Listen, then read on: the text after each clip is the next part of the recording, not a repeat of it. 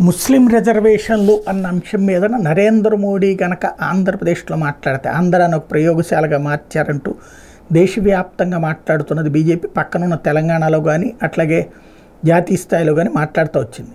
అకస్మాత్తుగా ఆ స్వరాలు ఆపించగలిగారు చంద్రబాబు. అది నిన్నే చెప్పుకున్నాం దాని మీద.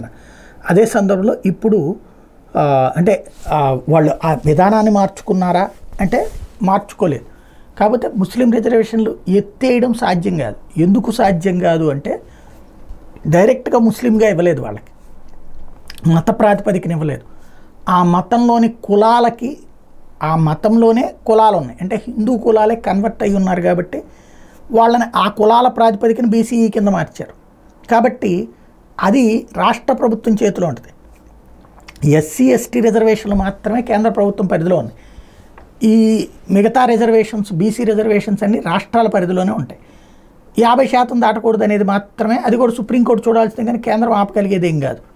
ఇప్పుడు ఆ రిజర్వేషన్లు ఎత్తేయడం చంద్రబాబు వస్తే ఎత్తేస్తాడు, బీజేపీ ఉండి ఎత్తేస్తుందంటే చంద్రబాబు నాయుడు ఇంకా ఎక్కువ ముస్లింలకు చేస్తాడు, జగన్ కంటే ఎక్కువ చేయడానికి ఇష్టపడతాడు. ఎందుకని?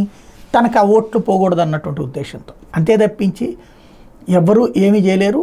జస్ట్ ఇదంతా హడావిడి తప్పించి మరేం లేదు. ముస్లిం నాయకులు అటుకాసేపు ఇటుకాసేపు, వాళ్ళ వైపు కొంతమంది ఇటువైపు కొంతమంది మాట్లాడేవాళ్ళు మాట్లాడుతూనే ఉంటారు.